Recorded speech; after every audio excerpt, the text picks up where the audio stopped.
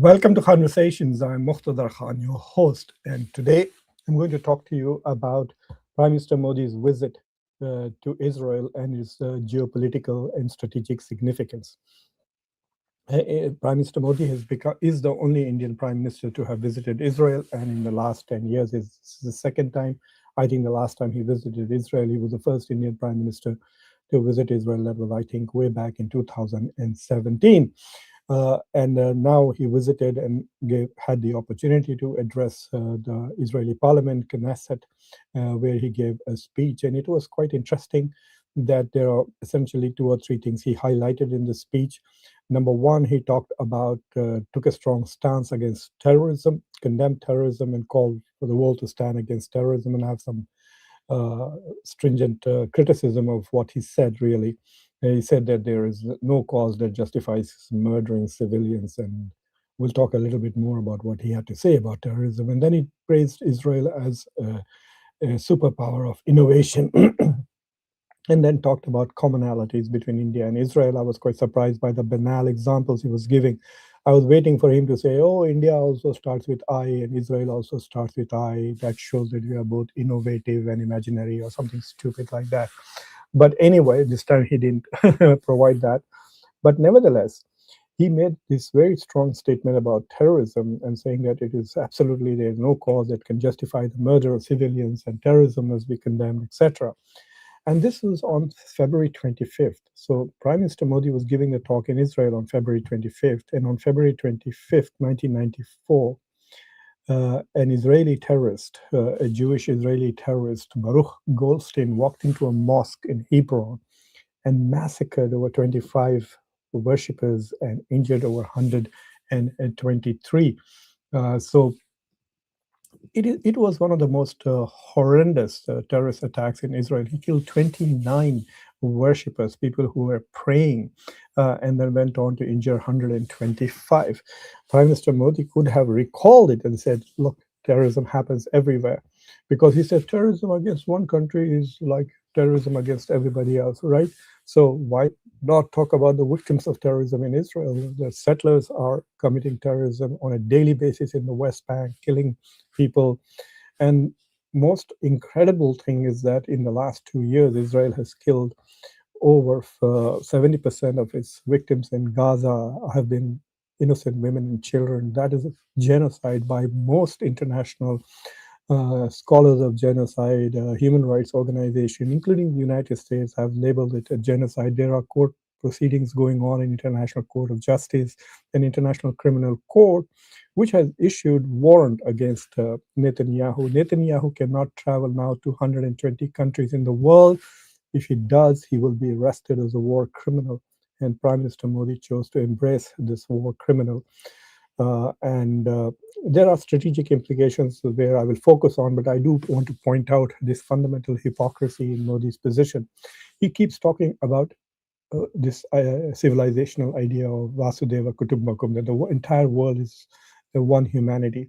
If that is the case, doesn't that include people from Gaza and the Palestinians? So why doesn't he talk about the suffering of the Palestinians, the occupation on West Bank and Gaza, the systematic killing of innocent people, and complete destruction of infrastructure, civil infrastructure in Israel, in Gaza? When Israel killed Hania in a safe house in Iran, in Tehran, and then killed the negotiators in Qatar, Israel showed to the world that it could kill Hamas fighters without causing any collateral damage.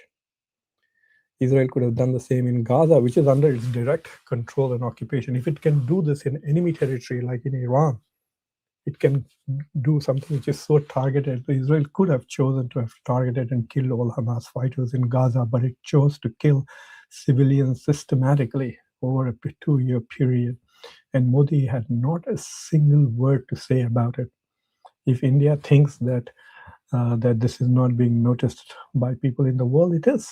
There are people out there who are writing about it. In fact, today I have an article, let me share that with you, which was published in The Diplomat, which is a very prominent magazine of international relations that is published here in Washington, D.C. And I talked about this fundamental and profound hypocrisy in Modi's position.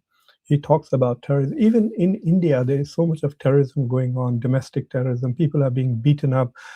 People are being lynched on a daily basis. People are being beaten up for praying in mosques, etc. Just Google and you will see on a daily basis how thugs are going around in India, beating up innocent civilians, and the police does not protect them, and the law and order does not protect them. Ministers, chief ministers, make videos shooting innocent civilians and spread that as a campaign.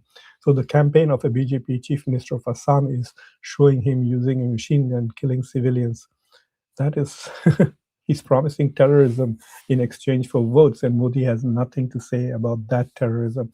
So the hypocrisy at the domestic level, hypocrisy at the international level, not a word about the tragedy of Palestine. The Ministry of External Affairs says India does support the two-state solution. Why didn't Modi talk about the two-state solution? He could have, but he not a word about it. Nothing about Palestinian rights, nothing about Palestinian suffering. So to me, that is completely one-sided. So one thing that we should recognize, it was profoundly hypocritical speech. Absolutely hypocrisy. It is apparent to everybody that you embrace it. The world, even in the United States now, where the Israeli lobby has so much power and control, there is clear condemnation of Israel's genocide in Gaza. In fact, there's a report going on that has analyzed why Kamala Harris lost elections in 2024. And you can just Google that and that report will pop up. It clearly tells you that one of the reasons why is because she was supporting Israel's policies in Gaza uncritically and had nothing empathetic to say about the Palestinian suffering or the victims of Israeli genocide in Gaza. So that is one thing that we'll remember. This speech of Modi will be an example. I'm sure if I outlive Modi in his obituary that I will write and publish and the shows I will do, this speech, I will highlight that this man has zero empathy for thousands of women and children who were killed. Zero. And he's right when he says that he's non-biological. Yes, he's non-biological. He doesn't have a human heart in his chest. He went to Russia and said that this is not an era of war, but he could have said the same thing here, that this is not an era of war. Why didn't he say so? Now, coming to the strategic side of it, India for a long time has been talking about there are two words that Dr. Jaishankar, India's foreign minister, uses all the time in the context of India's grand strategy. One is strategic autonomy, that India has strategic autonomy. India will practice strategic autonomy, which we have not seen with regards to the US pressure coming on India consistently. Like when Donald Trump said, stop buying Iranian oil, Modi stopped buying Iranian oil. Trump comes back in the second term and says, stop having any connections to the Chabahar port in Iran. Modi immediately complies. Where is the strategic autonomy to me? I don't see this. I see compliance, obedience. So there is no strategic autonomy that India talks about. And the second thing is about multi-alignment, that we are aligned with the West and we are aligned with Russia and we are aligned with the US. It was during the Biden era. Yes, you could say that India was part of the Quad, but India was also buying Russian oil. But once Trump became president, that claim that India was practicing multi-alignment was not credible anymore at all. It was not credible at all. So another example that he gave about multi-alignment is that India has good relations with Arab countries, and India has good relations with Israel. India has good relations with Iran, and India has good relations with Israel. This was an example of multi-alignment. But I don't hear Modi saying, I stand firmly with full conviction with Iran today. Like he said, that I stand with full conviction with Israel. So there is no multi-alignment there. In fact, the timing was surprising to me at a time when the United States is threatening to attack Iran any day now. It's quite possible that on Saturday we might see the first series of US-Israeli attacks, combined attacks on Iran. It's not very clear whether Israel will join or not, but the chances are that there is going to be a massive attack on Iran. Is India going to stand up and say we stand with Iran? They don't have the guts. This prime minister doesn't have the guts to stand up to Trump at all. He's so scared of Trump. So he goes to all the way to make Israel happy and make the US happy and make the Israeli lobby in the US happy by standing there, not talking about Palestine, not talking about the two-state solution, not talking about the genocide in Gaza, but just talking about Israel, what great country it is. So I think India's national interests are not being served. India talks about civilizational relations with Iran. So why aren't you standing up for your civilizational connections to Iran? He didn't even mention Iran. He could have said at least that give peace a chance, go negotiate with Iran. No, he had nothing to say, didn't mention that at all. That was to me quite surprising. I wonder how the Iranians in Tehran are interpreting this whole visit of Modi to Israel at a time when Israel and the US are about to attack Iran. Netanyahu is constantly visiting Washington and egging the US to attack Iran and to destroy the regime in Iran. So I think one thing that Modi has done now, and that's why I called my article Crossing the Rubicon, is that I have shared the link. I'm going to share the link again here for those of you who can read English and understand it. Here it is in the Diplomat. But this whole idea of multi-alignment is not dead. So India's policy of multi-alignment, this is not going to be seen positively in Cairo, in Riyadh in particular. Plus, there's all this talk that Netanyahu is making of about hexagonal alliances. So there's this talk about an alliance between India, United Arab Emirates, Cyprus, Greece, and Israel against an alliance between Saudi Arabia, Turkey, and Pakistan. So if India is now strategically aligned against Saudi Arabia, then what happens to IMEC, the so-called India, Middle East, Europe Economic Corridor? This was supposed to go by sea from India to Abu Dhabi or to somewhere in UAE, and then from UAE by road through Saudi Arabia and Jordan all the way to Europe, connecting Israel as part of it. That's not going to happen now. So that the possibility of IMEC being, even though Modi did mention in his speech about IMEC as a connectivity issue, I don't think that's happening. Especially if this hostility between Saudi Arabia and United Arab Emirates continues, and India has also announced some kind of a defense agreement. India doesn't sign treaties and alliances, but India has some kind of a agreement with United Arab Emirates for defense. This was done as a response to the Saudi Pakistan defense analysis and announcement. So Modi also in his speech talked and praised the Abraham Accords. Right now, in the 21st century, there are two genocides taking place. One is in Gaza and the other is in Sudan. And both the countries are part of the Abraham Accords.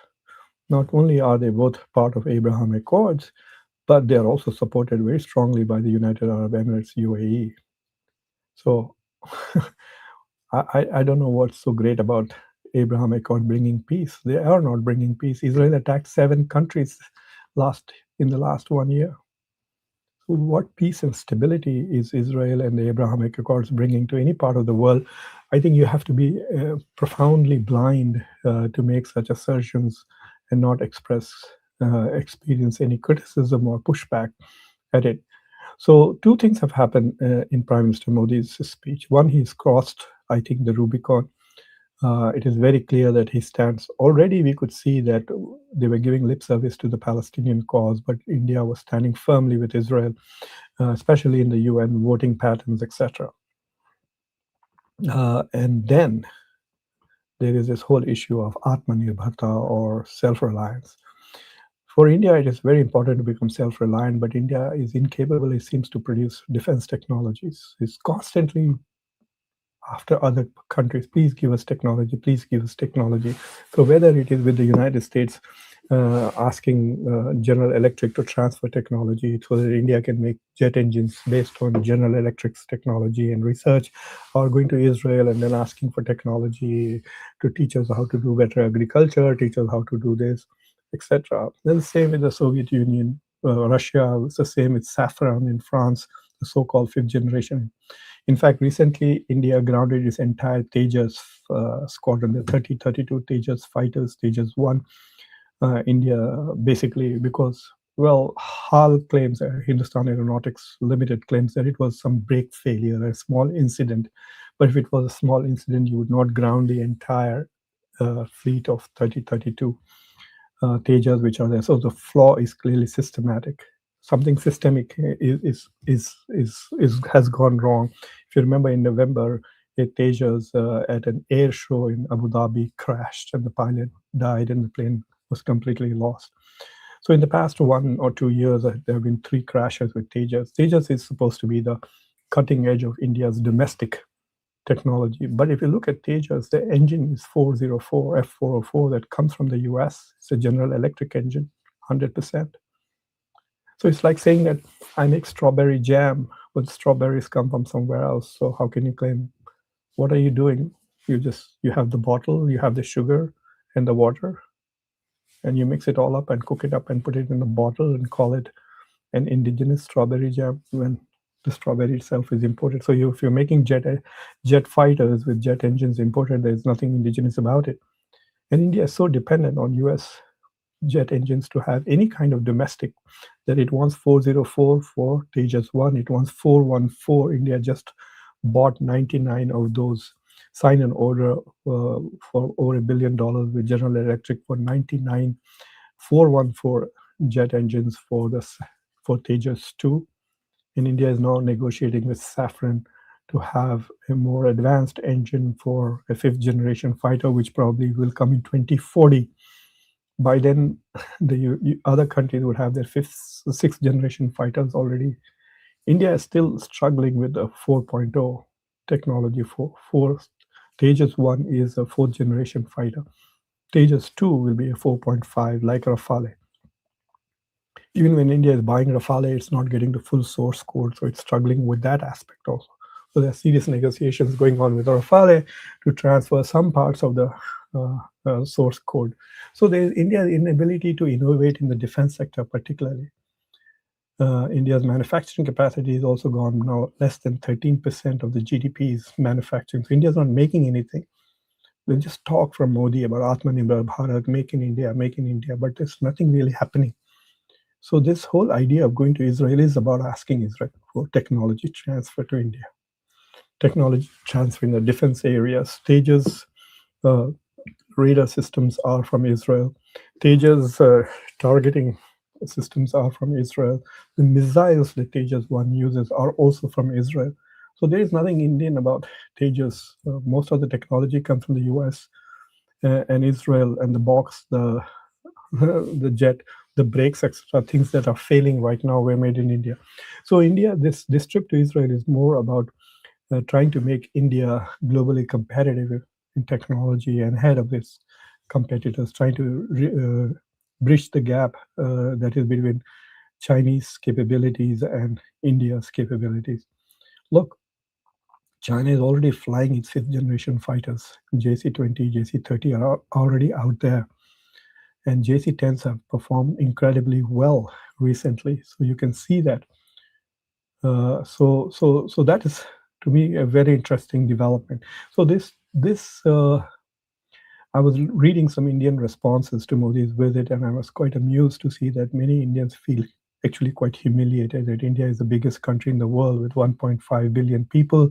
It is the fourth biggest economy, and the way Modi was groveling in front of Israel for technology transfer was quite pathetic. Israel is a small country of 8 or 9 million people. Okay, it's not even 1 crore. The population of Israel is 90 lakhs. India's population is 140 crores. And Israel is 1/8 of India. It's a $500 billion economy. So the gap between Israel and India is huge in terms of innovation, technology, economy, etc. So yes, India is hoping that Israel will help India become a more advanced country. So perhaps that is the hope. But if you look at the 16 MOUs the two countries have signed, most of it is one way. Israel is going to be this and that, is going to establish all kinds of centers for excellence in India, etc., which means Israel is going to basically tutor India and transfer technology, etc., to India. And all India is going to provide is cheap labor. So about a few thousand, some people are saying 50,000 Indians will get visa to go and work in menial jobs, labor workers in Israel. It's interesting as to how we don't hear about much of India's IT people going and working in Israel. If India is so advanced and so cutting in IT services, etc., how come they're not able to do as well in Israel as they do in the US? Like the CEOs of most major US companies are from India. But why aren't they in Israel? That's an interesting question. We'll explore some other time. So anyway, this is what I wanted to share. So if you, I'm going to share the link to my article once again. And don't forget, go and look at this article in the Diplomat. Modi crosses the Rubicon and embraces Israel. And thank you for watching Conversation. Do subscribe to the channel if you have not already done so. Share this video with your socio-political network. And until next time, I'm your host, Muqtadar Khan. Take care.